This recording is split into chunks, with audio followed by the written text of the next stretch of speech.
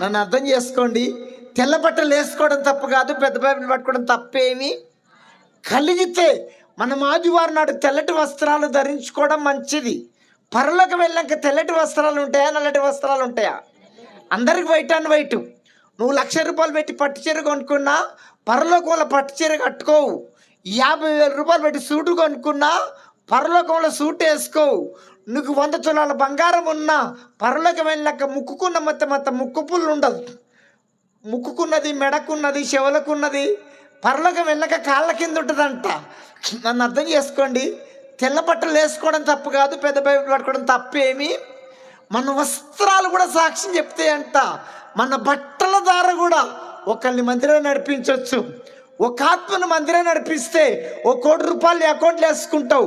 ఒక ఆత్మను మందిరం నడిపిస్తే ఒక వజ్రం నీ కిరటానికి పొదగబడుతుంది. ఏమి కష్టపడ్డా మన ఆత్మల కొరకై అరిగిపోవాలి, కరిగిపోవాలి. మన వస్త్రాలు కూడా సువార్త చెప్తాయంట. ఆదివారం నాడు మన చర్చికి 100 మంది వస్తారు అనుకుందాము. 100 మంది అందరు తెల్లటి వస్త్రాలు ధరించుకొని రండి. ఈ ఆరాధన అయిపోయినాక మీ ఊర్లోకి వెళ్ళి నడుచుకుంటూ వెళ్తుంటే మీ ఊరోళ్ళు అంత ఏమంటారు? అబ్బాయి ఎంత బాగురు తెల్ల కొంగల్లాగా, అబ్బాయి ఎంత బాగురు దేవదూతల్లాగా, వీళ్ళు ప్రభు పిల్లలు, వీళ్ళు దేవుని బిడ్డలు, వీళ్ళు చర్చికి పోయి వస్తుండ్రు, వీళ్ళు యేసు ప్రభు నమ్ముకుండ్రు, ఈరోజు ఆదివారం వీళ్ళు యేసు ప్రభు దేవునికి మొక్కుతారు, వీళ్ళు పరిశుద్ధులు. మన వస్త్రాలు కూడా సువార్త చెప్తాయి, మన బట్టలు కూడా సువార్త చెప్తాయి, మన బట్టలు కూడా పత్రికలాగా మారిపోవాలి. అందుకని పెద్దకోస్తల వస్త్రాలు ఎట్లుంటాయండి? ఆదివారం నాడు పెద్దకోస్తల వస్త్రాలు ఎట్లుంటాయమ్మా? White and white. నన్ను అర్థం చేసుకోండి. తెల్ల బట్టలు వేసుకోవడం తప్పు కాదు, పెద్ద బైబిల్ పట్టుకోవడం తప్పేమి.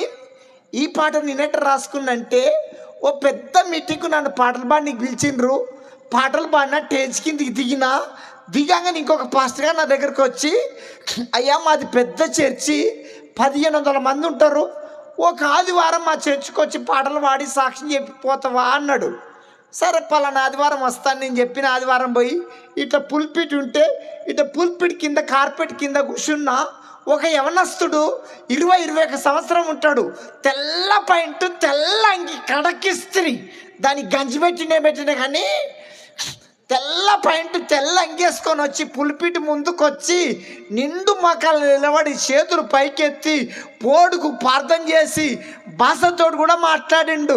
ఓ రికందల్లా రబ్బబ్బబ్బబ్బబ్బ కూడా అన్నాడు. చాలా సంతోషం. భాషలు మాట్లాడడం తప్పేమి కాదు.